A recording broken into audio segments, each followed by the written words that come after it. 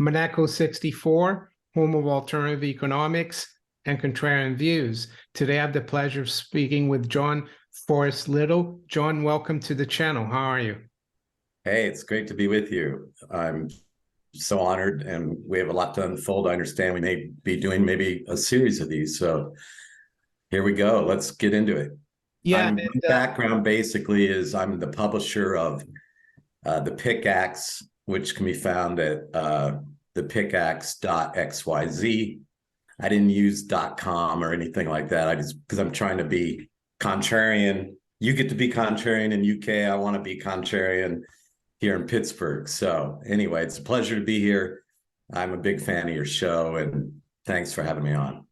you're welcome. And you sent me some really interesting articles and stories you wrote, and I decided to pick one of them for today, and we'll go over the other ones in the coming weeks because they're all really important, and it would take too long, I think. But the one that I wanted to cover, and it's good to see you writing about this, is the transition to net zero was planned with zero brain cells. So could we go over that and the whole ESG agenda that's kind of, I think, being exposed more in the United States than here in the UK, unfortunately?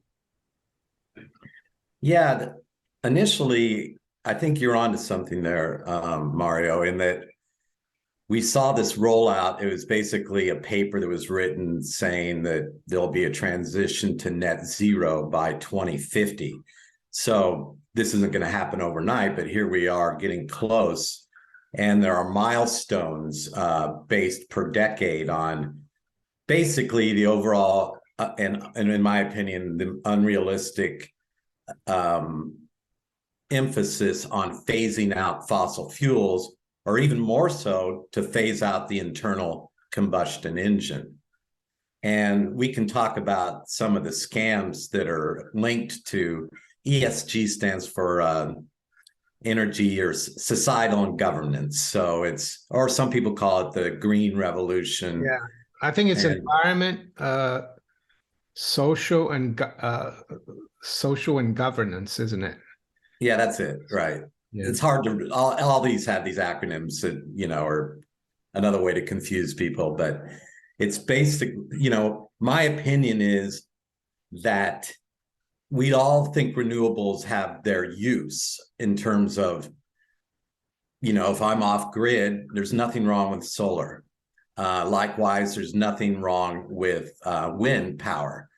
But what's forgotten is that that energy has to be stored in a battery, and the battery itself is comprised of 9 metals, some of which are precious, like silver, that are extremely rare, that are very hard to locate, and the power grid just would never be able to. And we just saw it in Germany recently, where they had to go right back into coal, for example. And why is, so oil, gas, and coal become, they use the word dirty, but you can argue that lithium, cobalt, and these other minerals, so it'd be like minerals are the new oil, they're just as dirty. I mean, if you think of children in Africa mining cobalt, those are bad optics. Check out this week's specials at Miles Franklin. You've got 2022 silver maple leafs, only $3.40 over spot. You've got RMC silver antelope coins, only $3.99 over spot. Email info@milesfranklin.com or call 1-800-822-8080 and tell them Mario or Monaco 64 referred you. Or, these are extremely hazardous materials. We just don't have, we saw in California recently where everyone was supposed to run out and buy a Tesla, and then weeks later, no one could plug in their Tesla. Likewise, there's that old saying like, well, if I can't afford $5 or $6 a gallon gas, how am I going to afford a $70,000 electric vehicle? So there's just so many anomalies and conundrums that are associated with this transition that maybe it shouldn't be. And that's one of the problems in the narrative is we always think of, especially in the West, that it has to be this or that. And in Chinese or Eastern philosophical paradigms, they'll say the word and instead of or. So there's probably makes more sense to develop nuclear, gas, oil, coal, and we're all fans of solar. It uses a lot of silver. They've got new solar panels that can capture the reflection, so you're not just getting it from the sky, but as it bounces off the sand, or even in the polar caps, they're putting up solar panels. So this isn't to say renewables, I am not attacking a so-called tree hugger. What Mario and I are trying to maybe unpack is follow the money on this, who's really behind it, and what is the hidden agenda. What are your thoughts on that? Yeah, I've actually made a few videos a few years ago about this, about the climate change agenda, environmental movement. And there was a guy, he was in the environmental business cleanup, and he wasn't like, how can I say, a globalist, but he worked with the globalists because he got involved in that. And his name was George Hunt. Unfortunately, he's passed away, and he was from Colorado, I think. I'm not sure, but he was at the 1992 Rio Earth Summit. It was the called UNCED, UNCED, and basically he said he'd been attending these conferences for a few years, from the mid 80s to the early 90s, and the people that were there were the Rockefellers, the Rothschilds, Maurice Strong, who was a Canadian who used to work for the UN and used to be close to the Rothschilds. And these people set this up as a business. They and the reason for it was to basically to find a problem, the environment, and scare people into thinking that the world is going to end, so that they can impose global rules. And I think ESG is a big part of this, because it's not a free market movement like Doug Casey said, you wrote about in your paper. So I think that's what it is. And I spoke to you about ESG before we came on, because it was already like being pushed about 5-6 years ago here in London, because there's a lot of fund managers, and they're saying, someone's pushing this ESG, saying that companies, that investment companies have to make sure that companies are ESG compliant and all that. And you look at the mining companies, all their literature, they talk about ESG now. It's almost like they want to make it like oil, gas, and coal seem like cigarettes, right? Right. Yeah, they want to vilify it. But so I see it as a globalist agenda to be. Well, exactly. You hit the nail on the head. If let's just take the other side of the argument and why globalists would hate, for instance, the internal combustion engine. If recently, this has been maybe 6 weeks ago, we saw this bizarre out of nowhere attack on the gas stove. So, I had to think there's something more behind this.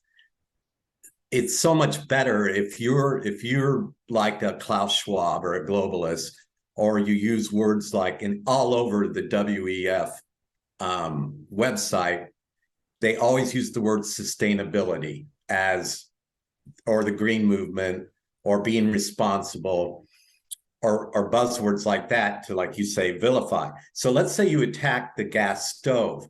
It's another way of saying we don't want the plebeians or the hoi polloi to have the ability to cook their own food. Whereas if we're all on an electric stove, you can just turn on and off people's power. Same thing with the internal combustion engine.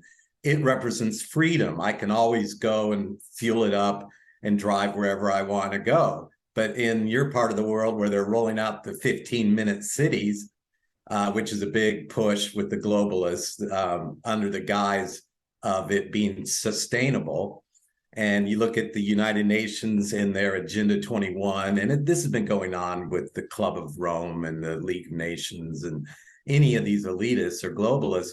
Their end game is to have total control through the banking system and central banks, and their clients are the government, and the media arm of their government is your mainstream news. So they all echo the same thing, that fossil fuels are bad, electricity is great. But and I've seen the meme of like, oh, here comes and it's a car full of coal, like a railroad car full of coal, saying, here comes the fuel for your electric vehicle, But why they want it centralized, whereas a gas stove in your house is sort of decentralized. Gas in your internal combustion engine car is decentralized. So I think it's just like the central bank digital currency. It can be turned on and off. So anything that that's why we talk about storing a little bit of food, stacking some precious metals, just doing the things we can responsibly to prepare for when it could be like feudalistic times when the king lived behind the castle walls and everybody else was dependent on the goodwill of the king. And we were supposed to get rid of that system during, sort of an age of enlightenment that overthrew feudalism. And now it seems like you mentioned people like the Rothschilds and the Rockefellers, the globalists want to get together to have us go back to a two-tier system of the haves and the have-nots and wipe out the middle class. Yeah. And that's just it in a nutshell. The article, and you can just Google the title of the article. I think the transition to net zero took zero brain skills. Yeah. And I just wanted to show you first, because I spoke about George Hunt. It's this guy here, and I Googled George Hunt unsaid. I put images because under videos it's really hard now to find. You had videos about this guy talking about this, but just for the viewers, they can go George Hunt unsaid. If you go, you might find. Let's see if we find it under videos. Mario, tell people what the unsaid is. Is that United Nations? United Nations. I'm not even sure what the CED stands for, but it's it's going to be civilization, energy, development, whatever. That's what. Oh, so here you can find it. So you don't go on YouTube, go on Google George Hunt unsaid videos and listen to this, and you'll understand what I mean. You'll see that I'm not here just saying Rothschild and Rockefeller for nothing. So I'm gonna bring that article that you wrote. There we go. The transition to net zero was planned with zero brain cells, and I think I was saying that I think it was on purpose, and I still think it's on purpose. But I also think you're right about the zero brain cells, because I think it's going to fail. And maybe you can talk a little bit about that, because I've seen that in the U.S., certain states have been suing. I think Texas sued fund managers about this ESG compliance. Yeah, I can talk about it. If you'll scroll down a little bit, Mario, let's look at the mining effort it would take to go. It's going to be a little further. And this is good news there they are. So if you look at, this is basically to get to just one generation of, again, eliminating the internal combustion energy and going green. So you're basically saying, yeah, there you go. If you take any of those critical minerals, copper, nickel, lithium, cobalt, graphite, and silver, we're talking thousands of years of mining effort. And again, when you think of mining, it's not like the old days. I call my publication the PickAxe for a reason, where really a crew of people, maybe 5 with a pickaxe and a wheelbarrow, could get out of a ton of dirt about 40 ounces of silver. Now we're at a phase, because of degradations in ore quality, where that same ton only yields less than 3 ounces of silver. So that's a magnitude of 10 times crappier silver in terms of it being extractable. So take any of these verticals from silver on up and just see how unrealistic this plan is. It, it would fail within the first year or so. And this doesn't even count in times where you don't have wind and you don't have sun. And just like I mentioned earlier, when Germany had to immediately switch back to coal. So there's got to be some sort of, I don't know who's advising these people. Again, and the hypocrisy is ridiculous when you see them all flying in on a private jet. Nothing uses more fuel per mile than you know what it takes. To jet fuel is not like your over-the-counter 7-Eleven 96 grade unleaded gasoline. It's an extremely fuel-intensive endeavor. And the other thing that's always ignored is, let's say you have a wind farm and it's on the ocean. To bring it back to the power grid takes just an enormous amount of copper. And likewise, they want copper, or they want electric buses. They want electric 18-wheelers. And each one, an electric 18-wheeler would take 800 pounds of copper just in that one vehicle. And yet you'll see all these companies saying, like FedEx in the United States, we're rolling out our fleet of electric vehicles. And it's basically virtue signaling, like we care about the planet, while they make the rest of us look like we're a bunch of pigs, you know. Yeah. But they're the ones flying into Davos in their private jets everywhere. So who are the pigs? Yeah, it's amazing here. Like, for example, for lithium, you say 1,386 million tons are needed. And you're saying it would take 16,000 years to mine all that. I mean, in copper, 328 years for the copper needed for switching the world over to electricity. I mean, it's pretty amazing. Cobalt, 2,200, and graphite, 12,000. Yeah. And I have it all sourced. If anyone, we'll put in the description field the link to my magazine, or I call it a magazine, but it's a website. And in the contact field, you can fire a note to me and I'll send you my sourcing. It's like a brilliant professor named Simon he's out of UK, actually. No, he's in Finland right now, but he's presented to all these ESG giants saying, you guys, where are we going to find this? Where are we going to find these minerals? You know, and he'll say minerals are the new oil. Where are we going to find this oil? The other thing as well, mining, for mining and transporting, you need so much diesel for that. How are you going to switch over? It's going to be really hard. And in the meantime, we're already seeing it create loads of problem, higher energy prices. And here in the UK, not many people know this, but right in the middle of the Lehman crisis in 2008, Parliament passed the Climate Change Act of 2008. And that's in law here in the UK. That's to bring the UK to net zero by 2030 or 2050. Some unrealistic time frame. And I even interviewed one of the MPs who voted against it. Only 5 voted against it. So 600 odd MPs all voted for it. And this MP that I interviewed, he's retired, but he's now a lord. A lot of the MPs become lords. And he actually came on the channel last year and he said, we're subsidizing losers, you know, all these renewables. And he said the same thing. Renewables are interesting, but you can't really depend on them unless the plan these people have is for hundreds of millions of people to die so that they can implement this electric agenda.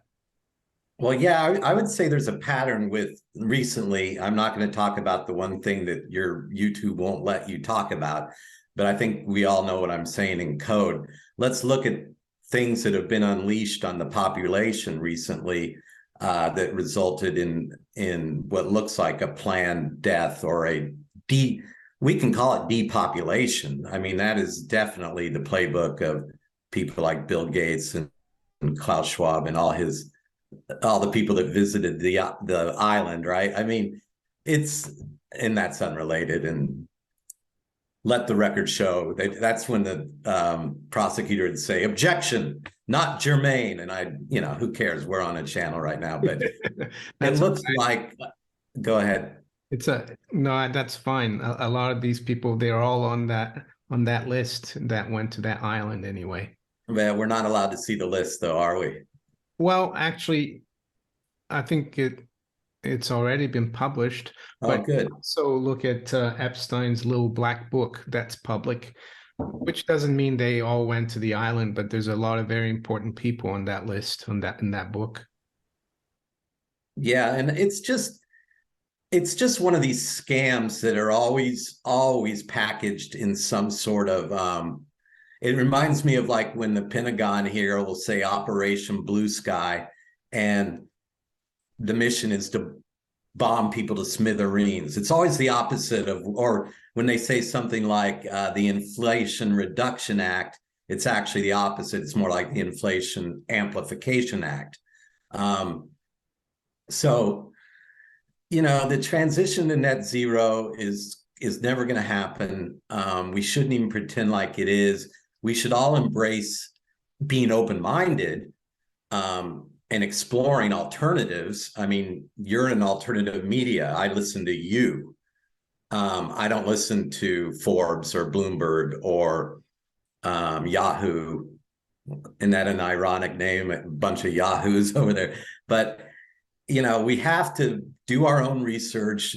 I mean, don't listen to the PickAxe. We're just doing some reporting. I will source it. And this thing is just another example of, I think, building dependency on government, and another way of saying freedom and liberty are at risk, as we have to have this dependence on a grid that's going to fail. And why would you want the grid to fail? Well, maybe to limit our mobility.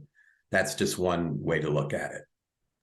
Maybe also to make us more dependent on the state, seeing that, on the government, seeing that governments across the West and even in China, we have so much debt that they need a reason for us to keep financing them. So what better way to make us, than making the general public desperate and then finding a solution. Right. Yeah, that would make sense. It's always something. It can be a disease protocol. It can be an infrastructure act that goes nowhere. Because I still have one hat in construction, and there's no bidding whatsoever on any of these sorts of public works programs. They say they're going to pass these measures, but you never see it happen. So this will just be another way to, just like a war, another way to siphon money off. And then members of Congress will be able to buy and sell stocks based on intelligence briefings. They'll find a lithium mine somewhere, and they'll be standing closest to the money printers. It's just theft. It's just another way through the inflation tax, to have taxation without any legislation. So it's theft. And, that's really my thesis is we used to have democracy, then it sort of pivoted to plutocracy, and now we have kleptocracy, which is just stealing from us right out in the open, in my humble opinion. Yeah, I saw something earlier today, an article from I think it's the cradle.co. Not sure where it's from. No, that's it. Yeah, Pepe Escobar is one of the best reporters. Yeah, Pepe. And he said that the article said that they found a lot of lithium reserve, like lithium properties, or a potential lithium reserves in Iran, that it could be the second biggest lithium reserves in the world. And someone tweeted out and said, well, we're going to see now a big revolution in Iran in order to bring democracy to Iran, now that they have the lithium. But I personally think, and I've talked about this, because I think I thought at first it would be very difficult to stop it, but all this push towards these metals that are needed to bring this electric revolution, if you want to call it that. There's going to be a big push to mine these things, and there's also potential though that this could fail because it's not a market oriented move, and I think people need to be careful with betting too much on lithium and everything else. You know, I've looked into it myself. I put some money into lithium, but I'm not sure that the market is gonna take it. It's like examples of go woke, go broke, right? We've seen people that Right. that have done that, and they've had to backtrack or they've had problems. What do you think might happen going forward? Do you think the globalists are going to win and they're going to ram through this ESG electric vehicle electric world agenda? Well, they have a decent track record. Only in that these non-governmental entities like WEF or the elitists, they do have a very, very strong talent for co-opting elected officials. So I think they'll at least get laws passed. Now, the way it works in political science is if the people don't feel like there's legitimacy in the ruling class, usually they call this penetration, is are the laws that are based on a federal level, do they actually penetrate to the rank and file citizen? Or does the rank and file citizen just say, nah, we're not going to do this? I think it's the latter. I think you're right in that it will fail. A lot of people, just like the central bank digital currency, will get rolled out. That was Executive Order 14067 here. It will probably be attempted, but like many things, it will fail. But they do have a strong record. I mean, I never would have thought that Woodrow Wilson here in 1913 would roll over to just a handful of businessmen, and we still are stuck with the Federal Reserve. Here in the United States, we're still stuck with the Patriot Act. You know, they've got a good track record. They usually don't go to bat unless they have all their votes in. And this is one of these things where both sides of the government, I never would have thought this war in Ukraine would have gone on this long.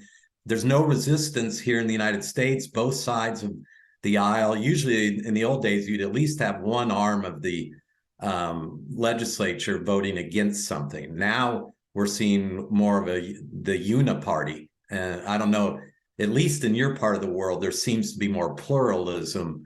But don't you all sort of rally together with the elitists when it comes right down to it? Not me.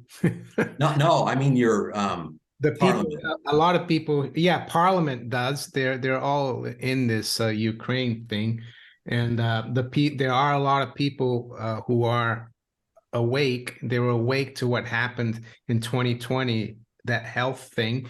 They're awake to what's happened in Ukraine, but a lot of people still just buy into it. They believe what they're told, and the people like you and I who try to give a different opinion and try to warn them that this is the same people, the bankers, the people, the Rockefellers, the Rothschilds, and others, not just those two, that have amassed huge wealth. Do they really care about you? I don't think so. But most people think they don't realize that the UN was funded by the Rockefellers. They gave them the $8 million check in 1946 for the headquarters in Manhattan. They don't realize that it's actually a banker creation, the United Nations. If you try to explain that to people, they think you're crazy, but they haven't done the research like we have. And that's why I do my videos, to try to let people know what's going on that front. A lot of times it's difficult because of the censorship, but I think hopefully YouTube will treat this interview a little better. Well, I hope so. Yeah, I think there's nothing said here too shocking. For people that want to also do their own research, you can find any Fortune 500 company and click on the sustainability tab of their website, and you'll start seeing a pattern every single time. Now, some of it may be these people just will fire up a sustainability link as a way just to market to maybe a millennial who just got out of college or just attended Greta's last speech where she was arrested and turned out to be fake, But so, there were some good causes stemming from environmentalists at one point. We do have to, there was just a nasty chemical spill 50 miles from my house. I'm not going to tell you why I think that happened, because then this video will get censored. But there are times where we have to always be good stewards of, the rivers, the oceans, the forests. I don't think it's a good idea to have, this is supposed to be silenced, I'm sorry. I don't think it's a good idea to go into the rainforest and clear out big sections so McDonald's can have cheap land to raise cattle. I mean, there are some things like that that just don't make sense. Yeah, I agree with that. I mean, the environment is important to not spoil it, but this is a little different. And I wanted to show you this. This is pretty encouraging because we've actually got the CEO of the biggest bank in the world. You'd think, he'd be in with the globalists, but he's actually saying, Jamie Dimon says, some investors don't give a about woke ESG investing. So, yeah. It is backfiring, and there was you remember the big movement on the carbon credits? How if let's say you were considered a villain or a nefarious actor, you could basically purchase carbon credits as a way to improve your score. And again, it just goes to, as a society collapses, we saw this especially with Rome. They do basically the three things are always going to be the debasement of currency, the increase in wars, and lastly, these increase in laws. And those always go together. And if you look at the dilution of the silver purity of the dinar, it's at the same exact rate of what the money printing in the United States is. It's exactly the same. And we're starting, I think it was Diocletian who wrote this huge book on all of the laws that are involved in price. They call it not price fixing, but the opposite of that is stabilization of pricing, which never works. So we'll be seeing more and more evidence of globalization, and there is a pushback. We all make fun of the Great Reset, but it did give rise to what we're calling the Great Awakening. So I'm going to put my money on people like you, Mario, and your viewers are awesome. I read your comments. They really like you. I'm just glad I got to be on the show because I'm an independent journalist. We don't have ads on our page. So I'm real honored and grateful to you because this is the only way I would be able to get my name out there or the publications. So it's awesome that this happened today. And I think next time we speak, I even have some more not alarming, but let's just say groundbreaking things to report on that would never get picked up by domestic media.